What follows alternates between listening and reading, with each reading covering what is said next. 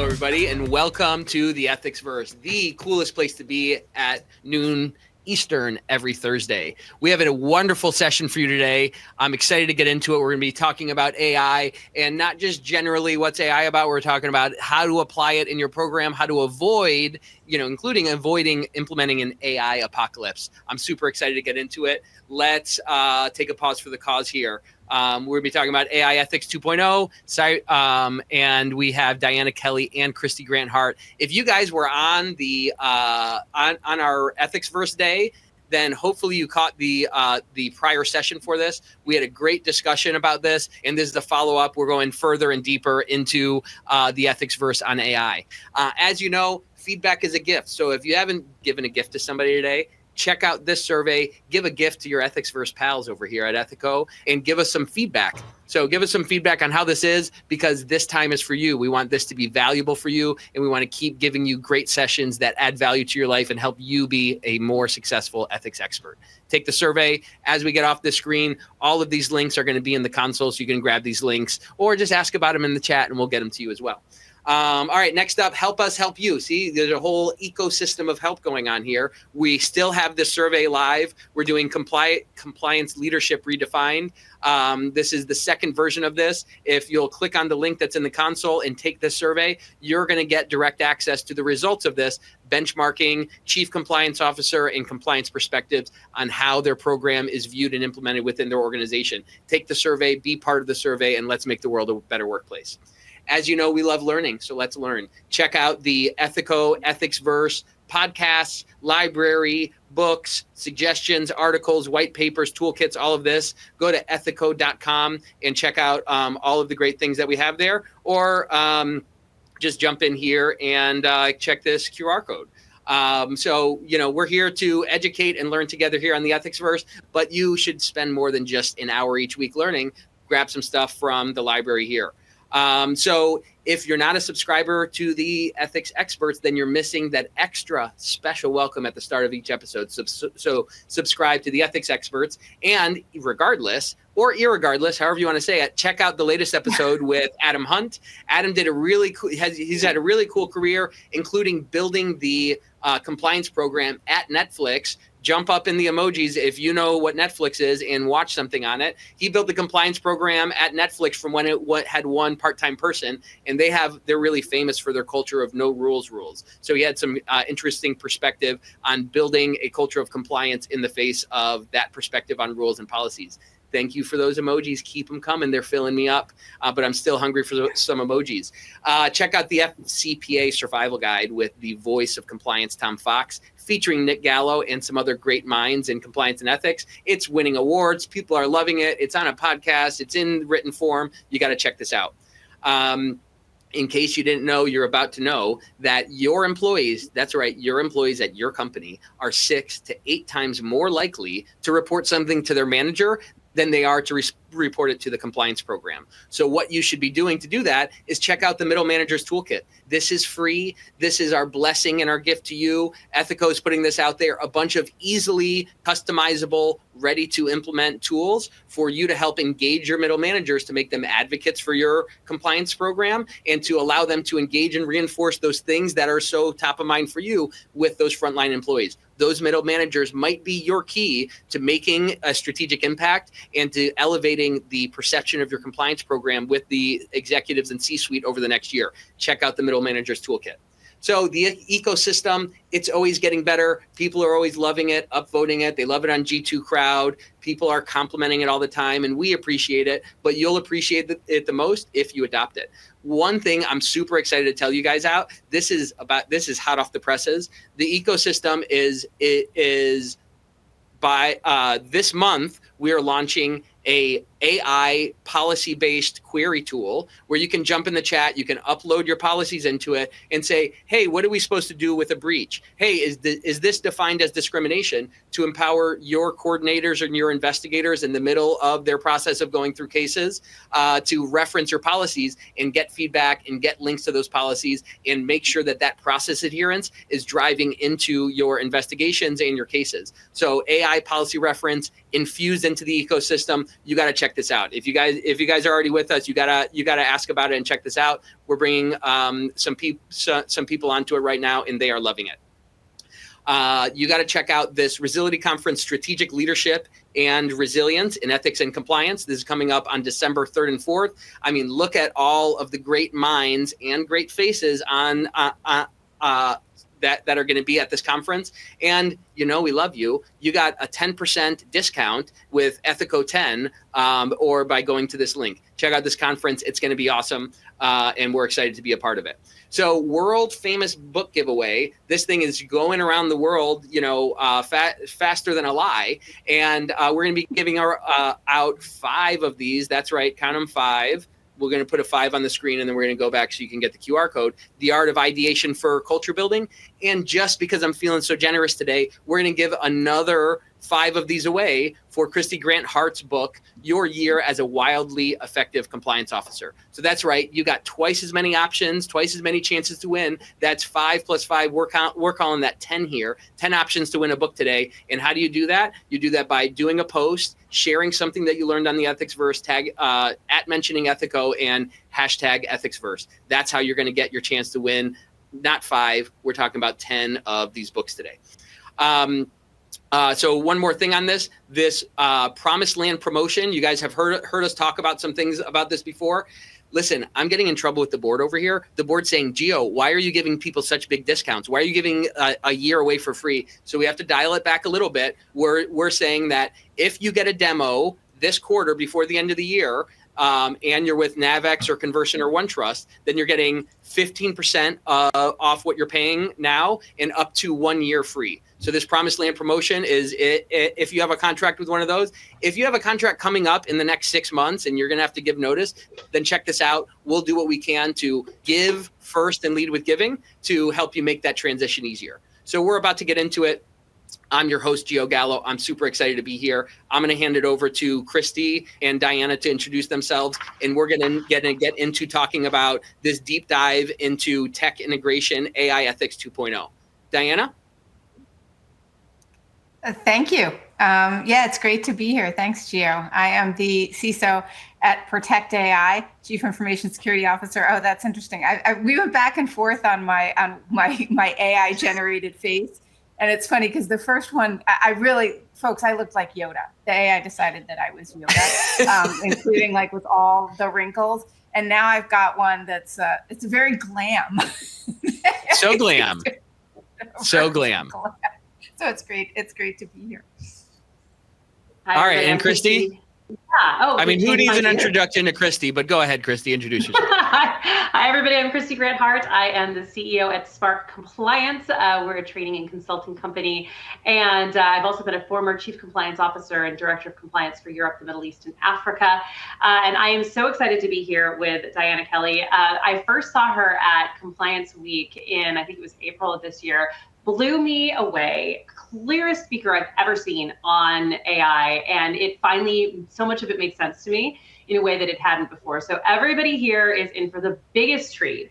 And we've really carefully chosen our subjects. And what I've done as I put together this outline was to make sure I was answering the questions or having her answer the questions that our clients have and their biggest challenges with this. So it's going to be very practical, very hands-on, very write down what you hear because you can use it kind of session. So let's kick off with the new DOJ focus on risk assessment specific to AI. So most people on this webinar will know that the Department of Justice updated its famous evaluation of corporate compliance program review, which is frequently called the ECCP, in case I refer to it like that. And it had a whole section about what kind of risk assessments are you doing with relation to technology and AI. So I've had many clients call me and say, okay, I want to do an AI risk assessment. And I say, great, how are you going to approach that? Like, we're going to assess the risk of AI. Well, okay, what does that mean? And so Diana and I were talking, and my approach has been, there's 3 different things you need to do. You need to look at the risk of AI within your compliance program with the tools that you're using inside. Look at the risk of the tools that your folks are using as employees. And then there's a tertiary risk, which is what you're creating to put into the market with AI, if that's something that you're doing. So Diana, what do you think of that approach? And what kind of advice do you have for compliance officers saying, what am I supposed to do with this? Do a risk assessment. No, I think you're absolutely spot on, Christy, is that when we look at the different risks associated with AI and looking specifically at the DOJ guidance, some of the stuff they were asking about is like, is it putting you at a greater risk of being scammed? So clearly there was thinking about, as we look at things like deepfakes. So I might not be even in that case buying or selling AI. It just might be something that my team is consuming, getting spammed with, on, getting phished with, that kind of thing. So looking at that, is it increasing that, also looking at it, can it increase significant loss within the organization? So by using AI, are you more likely to have loss? So some of those are some of the things they were focusing on. And you just, I think, really did it very clearly that we do have to look at this in a different pronged approach about the use case, because the threat model and the risks change based on how we're using it. The likelihood of being scammed, or of having someone else use this tool to scam us, or perhaps of having negative impact on the organization, is going to shift based on whether or not we're using it for compliance, which is a critical aspect. And I love it. We just heard Gio was just saying about basically a compliance bot. And that was something I had as an example I was going to talk about later. But this is a really powerful way to use AI. Create a bot that answers your compliance questions for your team. But now we think about the risk of that going wrong. Your team asks a question, the bot says the answer's not right, your team acts on it. That can be incredibly impactful, especially as you're looking at compliance, where you've got a control wrong, you've got a policy wrong. If you're looking at what you're building itself, you have other kinds of risks that you need to really start to take into account. Like, what's the supply chain that's being used to run? Because we talk about AI, and we all kind of think of it as like AI, it's a thing, but just like any application, it's composed of different artifacts and different tools and libraries and dependencies. And what we're building, we have to understand the risks of the supply chain that's running the AI, the infrastructure that the AI is working in.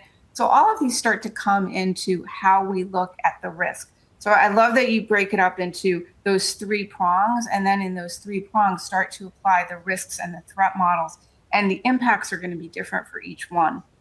The last thing thinking about is, looking at what we're buying. And this is a really interesting one, because when you buy AI, sometimes you're not just buying the AI from that provider. It may be that they have a pretty strong supply chain in there. They may be using OpenAI as a foundational model, or Claude Anthropic as their foundational model. And that's part of what they're offering you. So you have to start looking at that chain backwards and the risks associated with that for things like, it's basically a fourth party, a risk assessment. So a lot going on. And I'm really glad that the DOJ is saying, let's take a closer look at the risks related. But I think you are spot on in saying it's not just the risks of AI, it's specifically the risks of AI in these three-pronged deployment models. Yeah, thanks so much for that, Diana. So we're going to be talking about AI note takers, managing access control, monitoring, and training communication today. So we're going to be trying to give you guys a framework here to think about this. Not, it's a great point, Diana. This is not, some big dark cloud of it's all just this AI thing. This is a tool that is transforming some of the ways you can deliver and be exposed to, deliver your compliance program and be exposed to risk. And we're going to try to really get down to brass tacks here and give you the hard facts on how you can do this. Just a reminder here, guys, on your console here, there's a line in the middle of your screen between the slides and the videos. You can do it your way here. So you can move that line over. We're going to have mostly a discussion-based presentation here. So if you want to increase the size of the video, you can move that over. And also right below that is going to be your chat. Jump in the chat, tell us what questions you have, interact with us, and we're going to make this as useful as possible. Back to you, Christy. Yeah, absolutely. Thank you. So Diana, you were talking about procuring AI. So one of the things we want to do then, I know you talked about looking at contracts to understand what possibilities your vendors may have to use your data, even if it's anonymized, to train other companies or to train AI in the way that it's been selling, which I was pretty shocked about. Can you talk about, do you need to do a risk assessment of the product you're buying before you buy it, and looking at contracts? What are your top tips for making sure compliance officers don't fall into traps when they're purchasing? Yeah, absolutely. You got it. I start looking at the contracts and making sure that you understand how they're using the data that you're putting in to the tool. A lot of companies have realized that that customers don't want their data being used for training, in part because training data can be memorized by the model, and then it could be regurgitated out to another user of that model. That happened classically with one of the open public models, where an engineer, I believe it was Samsung, was asking the model to help them with some information about maybe they were writing some tech specs. And then one of their competitors was working with the same model later and got those tech specs out. And there was a sort of stop on using this now. So yeah, the training and the memorization from the models, that's something that you really want to take a look at in the documentation and in the contract. You also want to understand things like privacy and reuse of that data. And if you have the right to pull that data back out of that model, or is it just your own version of the model that you've been working with, and it can be removed entirely? It can be voided out so that anything you put into that model has now been deleted. These are all really critical questions to ask as you're creating the contract with your providers. And actually, if you look at DPIA, the data, privacy impact analysis and things on AI, it's fairly new coming into contracts and having organizations ask these questions. But it's really important, both because of what we were talking about in terms of that training, in terms of that other people could get access to that data. They might say, oh, it's all anonymized, but you really want to understand technically and architecturally that it's possible, so that they can contractually commit to that's what's going to happen. The other thing is looking at, can you get your data back? Can you GDPR it? Do you have the right to access it to make sure it's deleted? And can they prove to you that it's been deleted in all the places where it's running? So a lot, I think, as we move forward, in anything that I'm saying, I don't mean to imply, and I really want everybody listening to understand, in no way, shape, or form is anything that we're talking about insurmountable or, oh, AI bad, AI can't do this kind of thing. 90% of what we're going to discuss really relates to AI, especially generative AI, is a very new technology that we're just now explosively bringing into our organizations. So we have to take all of the wonderful work that we've done to make sure that all the other technology we purchase in compliance and that we write contracts for, that we're just matching that to the AI, and we're making sure that it's been updated and created for AI. Things like with data privacy, for example, it really does shift based on the deployment model, and you want to make sure that your vendor can give you those assurances. Have they thought about these kinds of questions? So a lot of what we're talking about is not AI bad. It's very much AI good, but we really need to make sure that we've updated our contracts. We're asking the right questions, that we're focused on some of these critical conversations that have shifted now with AI. Yeah, I really love that that framing it as a shift, right? Because, if you read the headlines or you read the, people talking about the potential disaster, they talk about it like it's a completely new thing. But we've been through this, right? You could replace AI with computers and say, oh, yeah, computers have really changed our exposure of what we could do. And, what risks are there because of, phishing through email and stuff like that. This happened when you did BYOD, bring your own device to work. And there was a new risk vector of what your company was exposed to. So we've been through this a bunch of ways, and this is new in a lot of ways, but also there's so much of our training and our knowledge and the things we've been through already that can inform how we approach this. So I want to continue with this theme of risk assessment, Diana, because a lot of times, again, when our clients say, I'm going to do an AI risk assessment, the answer is, okay, great. How are you going to do that? And the answer, but they don't always come to, is we need to categorize the risks that AI is creating in the way that we are using it. So one of the things that you were talking about was related to privacy breaches, or the ability to comply with our GDPR requirements, which of course, if things go horribly wrong, is 4% of worldwide turnover. That's the worst penalty you can get for GDPR violation, right? So, and with the new AI Act, it's going to be 7% of global turnover using banned activities or banned use cases for it.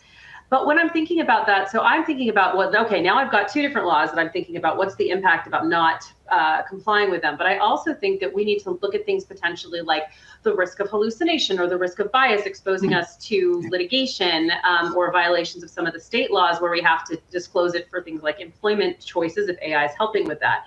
So I think one of the things we need to do is identify what could go wrong with AI and use those as categories for making that risk assessment, and then choosing which ones are the highest risk bad outcomes or most impactful and highest probability, like you would normally do in a risk assessment.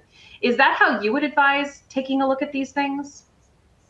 Yeah, and I think that there are actually a couple of really good tools that can help people to start looking at, but I completely agree with you. We want to understand the impacts and the unique use cases, but we also want to understand accessibility and fairness and ethics, right? Safety.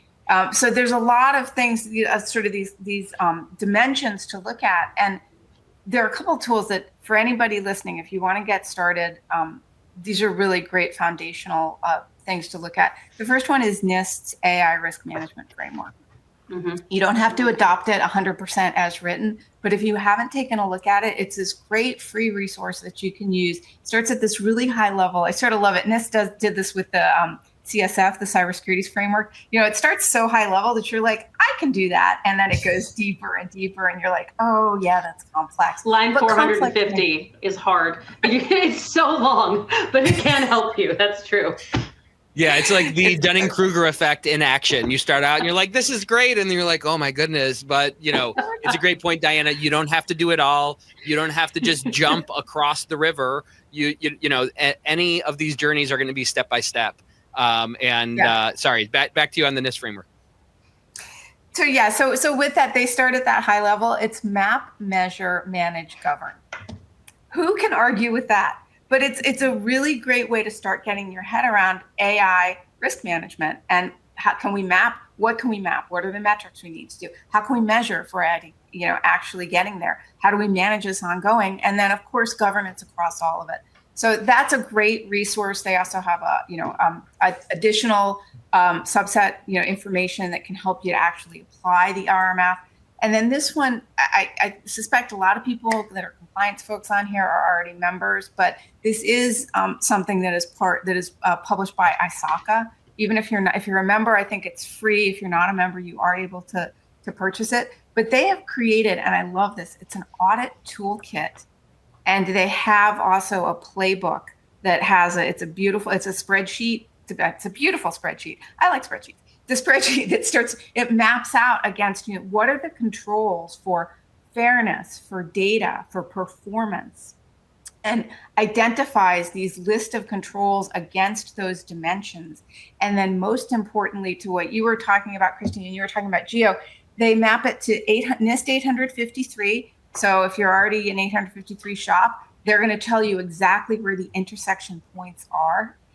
Or the EU AI Act. It's also, they've mapped everything to the EU AI Act. So just a quick example of something. So like, training poisoning data, for example, and they look at the metrics for that and then map it out to malicious code protection and vulnerability monitoring in 853 and to Article 10 data governance and Article 15, accuracy and robustness in the EU AI Act. So if you have to comply to either of those, if you're using either of those, this toolkit is a really nice way to get started to understand what controls can run in, which dimensions they apply to, and very importantly, how they map to these other to these other regulations. Yeah, I appreciate you offering that, Diana, because I think so many people are kind of maybe even afraid to step out onto the ice of this AI thing. And, when am I going to be responsible for it? And how much do I have to have my arms around it in order to say anything? And some of those frameworks and, even just your advice to, step into it and you don't have to do it all at once is helpful. There are a couple questions in the chat around, how do I do this if I'm a compliance and ethics army of one? Or what if I have limited resources? I think those toolkits and those references are great. Is there any other way that you would suggest kind of, envisioning this or stepping into this if you don't have, money to hire a bunch of AI lawyers and AI consultants? How else do you think people can step into this other than obviously tuning into the Ethicsverse? Well, I do think that actually tuning in helps, right? Because it's just about learning and getting information from resources.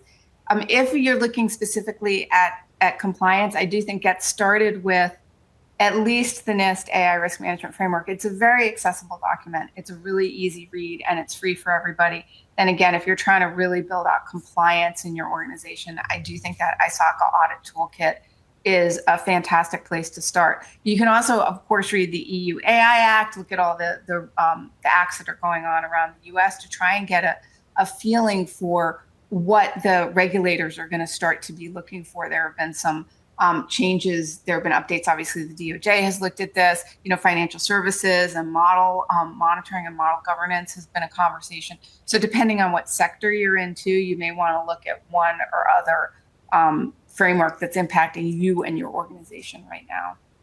Cool. Thanks for that. Any perspective on that, Christy? To me, it seems like there's an opportunity here. This can seem like a threat. This can seem like, hey, there's this big scary thing that I don't know about. But in some ways, because this is just being, created and everyone's forming their own views of it and things, it seems to me that we can step into it and define some boundaries of some things without putting too much risk that we're going to mess it up. Do you have any perspective on, the compliance officer approach to stepping into this before they know everything about AI? Well, I don't think we're ever going to know everything about AI. I mean, some of it, just in case anybody is worrying about this, she used a lot of words I don't know either. So, and I've been paying attention to this. So can you tell us what is ISACA? What is that organization? Oh, ISACA, I should know. It's a security and audit group. That it's a nonprofit. It's an international group of security professionals and assessors, and so a lot of that, again, it would make sense. ISACA is it an acronym? What does it stand for? Yes, ISACA, and I always say ISACA, so I'm not actually. Okay. I have to look up what the acronym stands for, but it's security professionals and assessors. It's a nonprofit organization. It's been in business. It's been around for decades. And if anybody's familiar with COBIT, the old control objectives. So way back, like 20 years ago, when we were doing compliance, we were always kind of starting on COBIT. COBIT was like one of our driving forces. ISACA is the governing body for COBIT. Got it. Okay. Yeah, and I think if I'm remembering correctly, or if Google's right, it's the Information Systems Audit and Control Association. Yeah. There we go. Thank you, Google. Thank you. Thank you. Gio, to answer your question, most of us in compliance are more used to looking at regulations and legislation than things like NIST framework. So for me, I think that many compliance officers looking at the EU AI Act is going to look a lot like how GDPR is set out. It's going to look like your principles-based legislation. And so certainly a lot of us are lawyers, or a lot of us have legal backgrounds of some sort. So if I were starting this from scratch and going, what the heck am I doing here? I would personally look at the EU AI Act, because I find that more familiar than something like a NIST framework or an ISO framework like the 27001, which is more related to security. But I think that for a lot of compliance officers, the regulation is actually easier to start from. So that would be my approach. Let's talk about one of my favorite topics. So I lived in London for 9 years. I became very attuned to privacy. I was there when GDPR came out and we were still part of the EU. And it was really, I come back to America and everybody wants my phone number to buy perfume. I don't understand. So I'm the person who at the checkout is like, no, you can't have my phone number or my zip code. Why do I have to give it to you to purchase this? But that's gone a step further now, which is just about every conversation I start, especially with an outside organization, it automatically starts the AI note takers. And like I said, I'm the freak that's uncomfortable with this and wants to make sure that there's a good reason for my transcript to be somewhere in your control without my ability to know where it is. So I frequently ask them to be turned off. And I felt vindicated recently because there's this great story in the Washington Post about how particularly, it's specific to Otter AI, but it's not just Otter AI, that if the default settings are that everybody in the meeting gets the transcript. And what they found was a guy who had left a deal meeting where they're going to try to do a big investment. And he got notes about how they were essentially cooking the books and lying about their metrics. And so he could break down the deal, but he got that. And another one got the transcript of a meeting where they were talking smack about him after he left.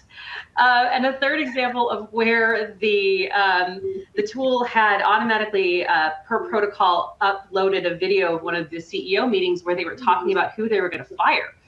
So when we look at these things, I think they create business records, they create discoverable litigation pieces. What do you think we need to do to control for these things that I just don't think people are paying enough attention to? Yeah, I mean, that's a huge, and you brought up so many excellent points. I mean, as far as are we going to be giving secret information out when somebody leaves the meeting, I think that these are kinds of things that we can fairly easily get up to speed with. And instead of using the default, it could be the default is that the transcript's not shared, or the system and the tool could be tuned to understand only share the part of this transcript that that person was in the call with potentially. I mean, so there are ways that we can do this, just like when you're using like a Slack, for example, you bring somebody into the chat, like they say, do you want them to see everything that was discussed before, or do you want them to just see what's going forward? Or you're on a Zoom and somebody comes in late, they don't see the previous part of the chat. So those, while really critical and important aspects of privacy related to using these note takers, I think that we can fairly easily mature the tools, and people will have a little bit more granularity to manage the access control to use it. But I think that we can get what I think is going to be really more complicated, some of the stuff you were talking about later, which is, what do we do about discoverability? Where's this being kept? Is it in the AI tool cloud? Okay, do I have a copy of it? How long is the AI tool cloud holding it? Do I know when I say delete it, did they delete all the cold storage backups? There's all these, are they changing the encryption keys? There are all these things that now have to be asked of that AI tool taker.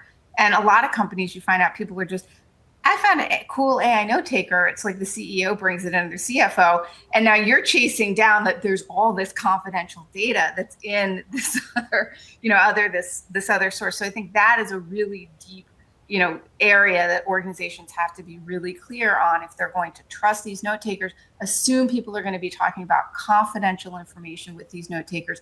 Do you trust the storage, the control of the notes that are taken by the system to be with their cloud provider? So we have to extend that out there.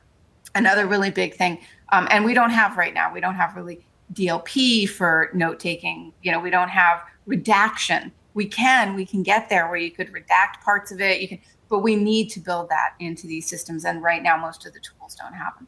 The other thing that I think is a really big risk of these systems is that if they get it wrong. So if you weren't in a meeting, in the cases that you brought up, you had, hey, they were talking smack about this guy, or they were cooking the books. So I'm assuming that they were actually cooking the books.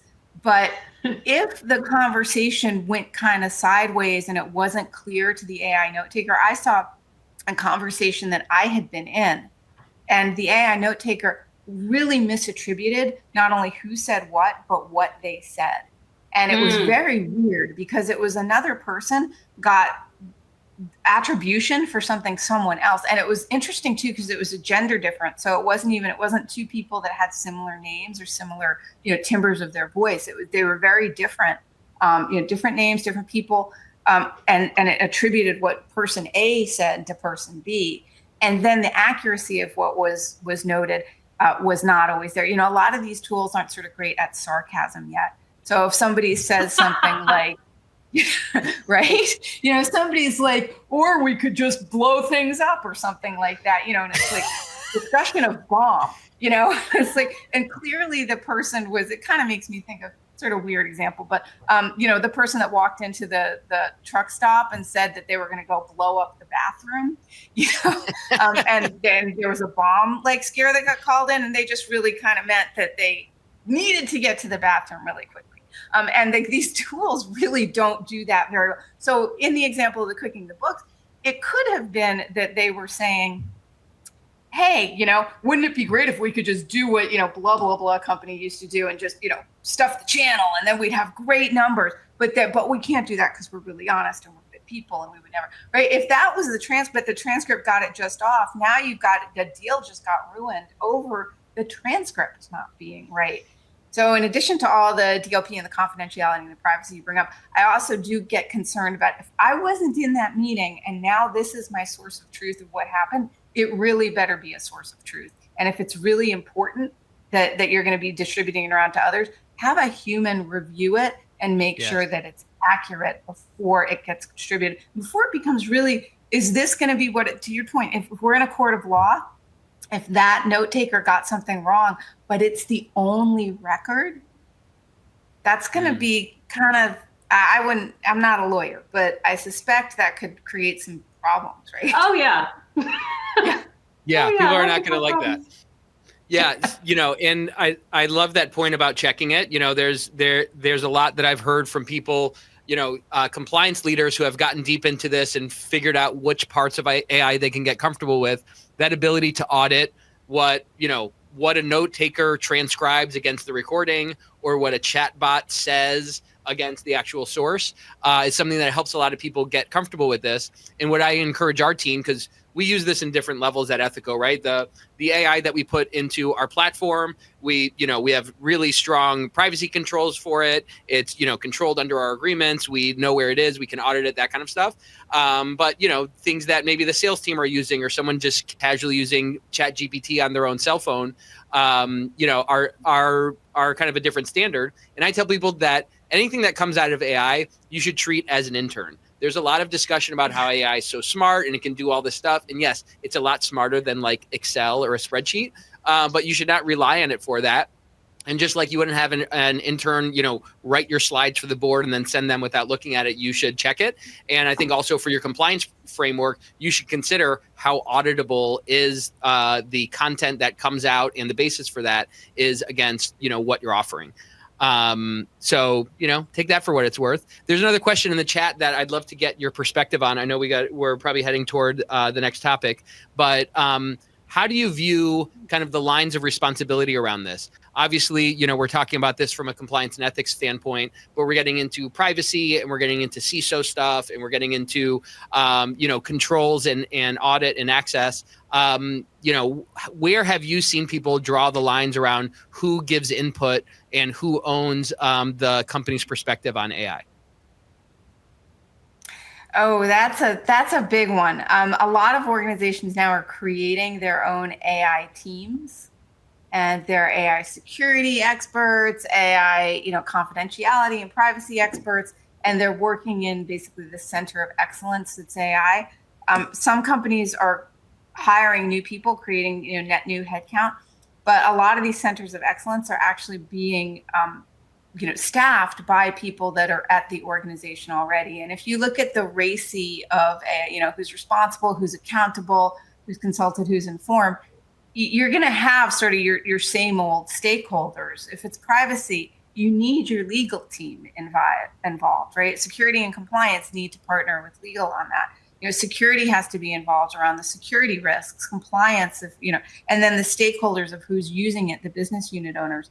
So what I've seen again is there are some net new hires. There are AI groups, but very often the AI group is led by maybe a couple net new hires. But what you're seeing for the full center of excellence is the stakeholders that we've seen in other technology new centers of excellence. You brought up, we first went with Wi-Fi, and we first went with cloud, right? We've had to learn, we've had to build that muscle in industry to know here's a new technology. It feels really different, or it's raising a lot of new, implications for legal, for privacy, confidentiality. How do we create a center of excellence to address it?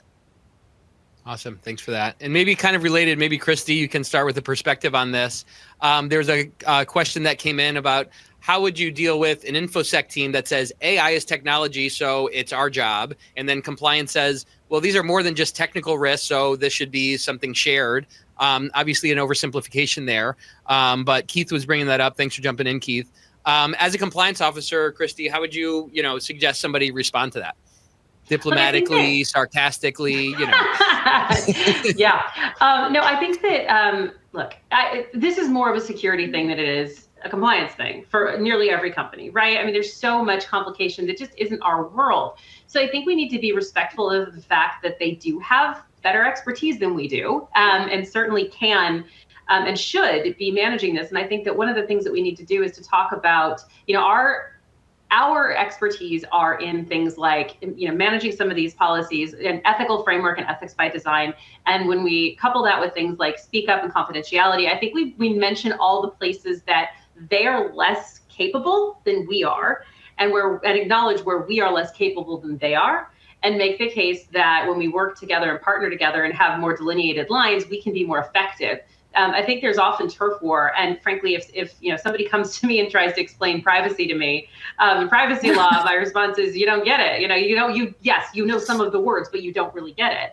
That's true for most of us with the InfoSec world, right? We understand some of the words and we understand some of the concepts, but this is not what we are supposed to be experts in. We are supposed to be experts in things like, how is this going to affect our culture? If you get that kind of talking smack transcripts all over the place, or you have confidential information going out there, the video of the CEO firing people, this is a problem, and it may be a settings problem that InfoSec needs to fix. But it's ultimately something where we're considering the larger effects on the corporation from a number of code of conduct issues. So I think when we take it from what we're good at and where we shine and where they're good at, what they shine, it's a lot easier to find a collaboration model as opposed to them feeling like we're trying to tread on their areas. Love that. Thank you, Christy. All right, let's talk about something else. Although I do have to just finish that conversation about sarcasm. It never occurred to me. Having been in London and being married to a Brit, some of the phrases they use, one of the ones that Americans go, "What?" is they're taking a piss, which basically means they're right. They're kind of like pushing too far and making something. But there's a whole nuance about what that means. Can you imagine American AI trained trying to understand what that means and putting it into minutes? Right? So even things like colloquialisms, that if they don't understand what the colloquialisms are, they haven't been trained on or regional phrases, we understand what we're talking about. It doesn't. We need to make sure that that we're looking at those notes and making sure we're not creating records we don't want anyone ever to see because they're wrong. Claude is really going to flip out if it's recording someone, speaking in Cockney and telling to get someone on the dog and bone, or even like training like simple stuff. So when I was at IBM, we were training Watson for cyber. Everybody thinks of Gen AI as just 2 years ago, but we were doing Watson for cyber, which was a generative AI tool. And we found out some simple things. So in cryptography, if you salt the hash, that has a very technical meaning of what you're doing. But of course, we realized looking at like the AI, it's like salt the hash, like the initial was like someone's cooking or something like that. So there are all these really interesting nuances. And a kind of fun fact is that one of the reasons that, Watson didn't quite make the splash other than on Jeopardy that we got from OpenAI was that it takes so long to train these systems. And we kind of think that I've heard people be like, oh, they're just training themselves and they're getting smarter, right? They're learning automatically. They're just getting so much smarter. But there's a whole lot of human being training that goes into any AI. Certainly Watson, that took us years just to tune it for cybersecurity. And OpenAI, there was this change in how we train the tools called transformers.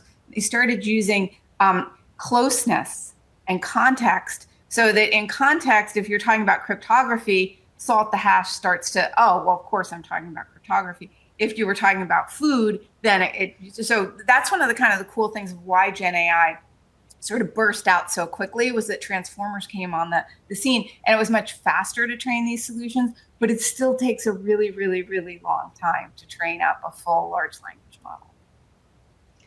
All right, let's go to one of the scary. I like scary stories, as you can tell. One of the scary stories. It's been Halloween. I'm in the mood. Spooky. Let's get spooky. Let's get spooky. I think I already talked about some of the spooky, but I was one of my Ellen Hunt, who was on your picture right there for Rosility, by the way. She's going to speak. She's a Sparky. At the Chicago conference, someone told a story about another individual at work asking Copilot for all of the corporate records and information about a whistleblower, and they named them. And Copilot came back with interview notes from the investigation. It came back with the resolution and punishment. And it was really scary. And so it really alerted me to the necessity for two things, really, for role control, but also for documentation. And we think about privacy and security, and some documents need to be categorized by that, but a lot of companies just don't do it. So how do we do role management so that doesn't happen? So I can't just look at my internal Copilot that's now installed on my system and say, find me the CEO's salary, child's names, and whether he's ever had a sexual harassment allegation, and it comes back. How do we protect against that? Yeah, this is a big one because the co-pilot, the AI system has access to everything, and it should. Its role is to bring together as much data as it can to give the most accurate, most complete answer that it's being queried. But the co-pilot itself doesn't have role-based access control. It's got the classic, the golden login, the complete login. So you've got to have some way to translate between what the co-pilot can see, filter it through, and then make sure that it's only going to the person that has. And this is a complex. There are a couple of companies that are working on this solution right now. Christy, you brought up the one that is being sort of referenced the most, which is, well, just make sure all the data is properly tagged. And then you can use RBAC, role-based access control, and you say, well, this person's in this group, this tag is connected to that group, therefore they can have it. So an agent can then parse through all the data that the LLM came up with and make sure that that's a sanitized, clean response. That's pretty complicated if you think about it, right? I mean, a lot of times, I know a lot of big companies that have data classification programs, but it doesn't get really granular, right? You have confidential data. Really, yeah, you've seen it. It's really protected. That's very well protected. When you get into restricted and into corporate, you start seeing that the granularity really starts to dissipate a little bit. And then trying to commingle this data and then clean it and then make sure that it's just going to the person that can see it. I think it's quite a big problem. I mean, we can limit people to their own. One way you could do that is you can have a co-pilot for that user, and then that co-pilot only has access to the information on the back end that user has access to. Because, even though we don't tag everything, access control works a lot of times in an organization just because you didn't get access to this, it's not yours. If you have access to it, it's okay. You have access. So that's one thing, is that we can look at something like having little, agents that work with the LLM so that it's only processing what you have access to. The LLM other thing is large language model. Just to make it sure. Yes. Yeah, LLM is large language. Yeah, go ahead. Sorry. Yes. I want to make sure everybody's following model. What you're saying. Yeah. Right. Okay. Mm-hmm. Yeah, the large language model that's powering your AI system. Or, as you were talking about, we can get a lot more granular with the data tagging, but there's so much data, so much unstructured data. I think that one probably, again, for the most important, the most confidential information, it can work. But as we get into sort of this broader, just it's restricted or it's company only. But I think in that case, I think it's probably going to be easier to lock down the access to when somebody asks a question. The only systems on the back end that can be queried are things that the person who asked already has access to. But it's in process. There are companies that have been created to address it. And if anybody likes cool attack names or whatever, this attack has been referenced as the confused pilot, because you're confusing the co-pilot to give information out that you really don't have access to. That's amazing. That's amazing. Okay, so the most conservative way of handling this is to say, co-pilot, only look at what I have. As a compliance officer, my recommendation would be only give people the co-pilot. The co-pilot only has access to actually their data and isn't able to give them back. Frankly, that seems like a pretty strong and obvious and strong solution for people because right now what you're describing is we're in this nascency where we're trying to figure it out. But in that trying to figure it out, we can be potentially having absolutely massive issues where we're playing with fire, frankly, when it comes to this stuff. Yeah. Okay. Yeah. And you gave good examples. We've both heard them from people at organizations where they asked the co-pilot for information that they didn't have access to, and they got back information that they, through normal access control channels, wouldn't have been allowed to see. All right, let me switch to another topic. Go ahead. Yeah. Sorry, you mind if I jump in, Christy? Please. This issue of managing access, I'm less familiar with the confused pilot piece. How realistic is it to be able to restrict the information that is going into Copilot? I imagine, so part of how we solve it here is, for example, within our Ethico platform, when we're doing AI policy queries, you're just querying against policies, not all the cases, including cases that you might have not have had access to. It seems like from one end of it, you can say, well, give all of the information to Copilot and then manage access for who gets it. Or on the other end, you could say, well, let's only give Copilot access to this information. Are we already too far gone there? Because Copilot is with Microsoft and it's like getting all, it's getting everything in your SharePoint. Or is that another way to, make this simpler for now? No, I think you're absolutely right. I mean, when we think about AI as sort of being like, oh my gosh, it's this big AI in the sky and it's this one giant thing. It's not. AI systems are made up of agents and libraries and very often multiple different models that are driving them. So it's perfectly okay to think about having maybe an AI that either it's the agent that does it or it's the model in the back, or you have a unique model for that person, but you train it only on what that user has access to. Or you can do something like it's RAG, which we don't need to go deep down into. It's retrieval augmented generation. But in that case, it's used right now. RAG is used often for something like what you're talking about, which is a policy access, but you update the back end without having to retrain the model. Because the models used in AI, as I was talking about with IBM, right? I know they take a lot of time to train, and to retrain them is very resource intensive. If you go back, if you do RAG, then what you're querying is a set of data that can change on the fly, but the front end is still able to say, I've been trained to find that information in this policy set, report that information back to the person who asked it, cite which policy it was in, and we're boom, good to go. So you can have that bot trained on the front end to retrieve that information and share it. And the nice thing about RAG is you can change the policy on the back end and not have to retrain the bot.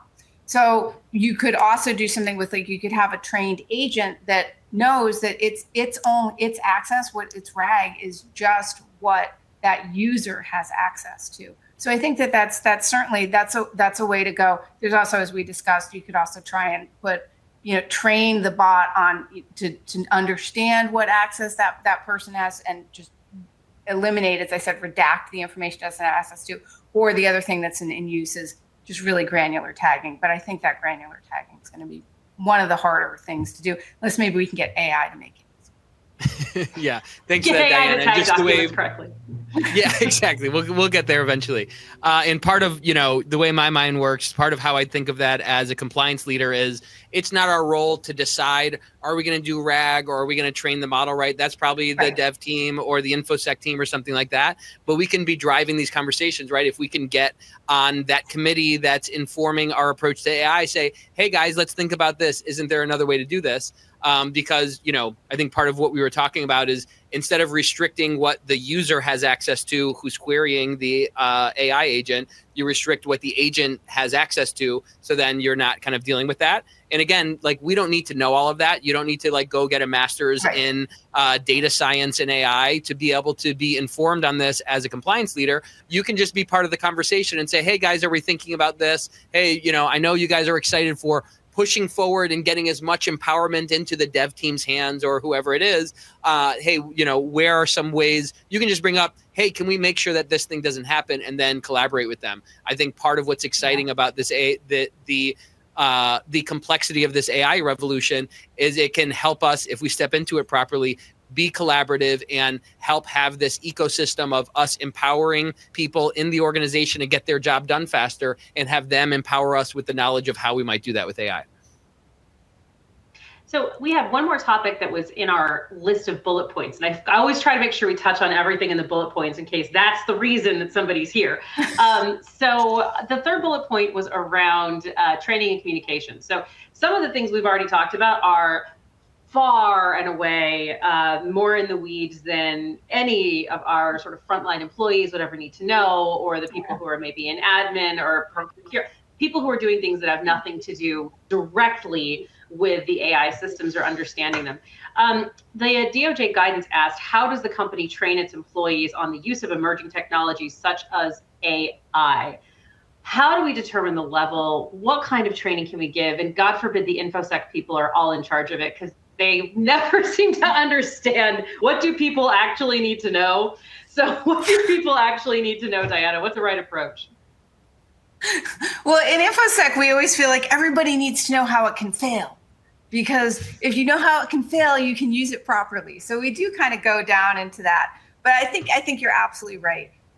What we need is training for the entire organization that really is just on the baseline of the most important thing I think people need to understand, and everybody at the company needs to understand it, is that AI is not magical pixie dust. This is not some super smart thing that's so much smarter than you, and it's going to do everything perfectly and right.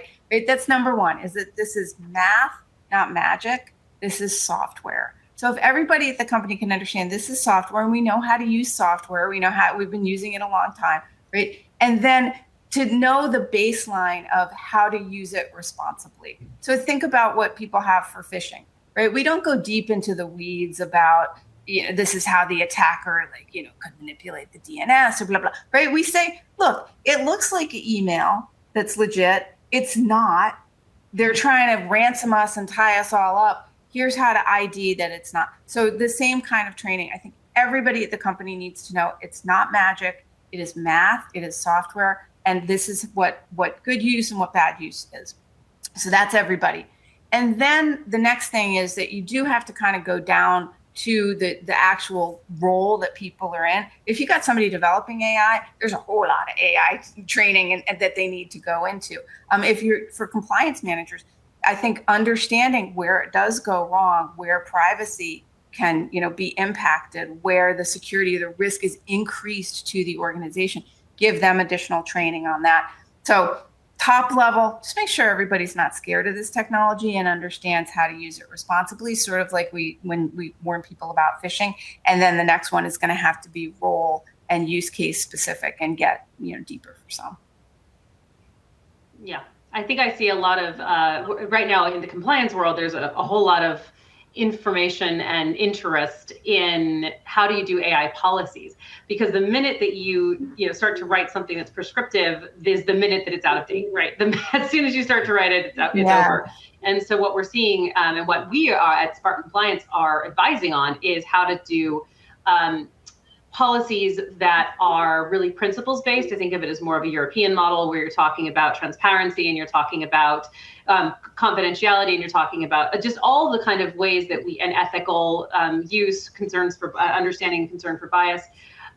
What kind of policies have you seen be most effective within organizations, or how would you recommend people write them?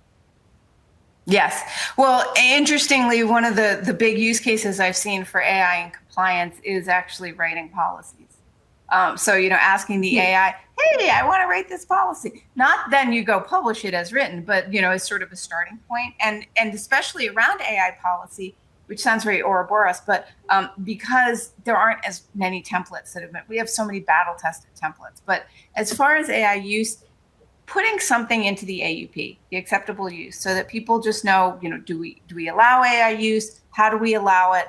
Don't put, some of the core things you want to let everybody know that unless it's been approved for use internally with confidential data, never put confidential data, never put company data into the system. So help everybody understand those really critical top levels of can you use it, and then the baseline of how do you use it around data classification. That's, some people don't know, but then beyond that, I think that starting to do processes or additional sub policies that can get a little bit more, and you not in your official policy pack maybe, but have a supporting process document that you could then share with, for example, your developers. Developers are writing a lot of code with AI right now, and you do want to get a little prescriptive with them, specifically around what they can use to write the code, that a human needs to review the code, blah, blah, blah, right? So there's a lot of stuff. So I would, baseline and the acceptable use, but then getting a little prescriptive with the teams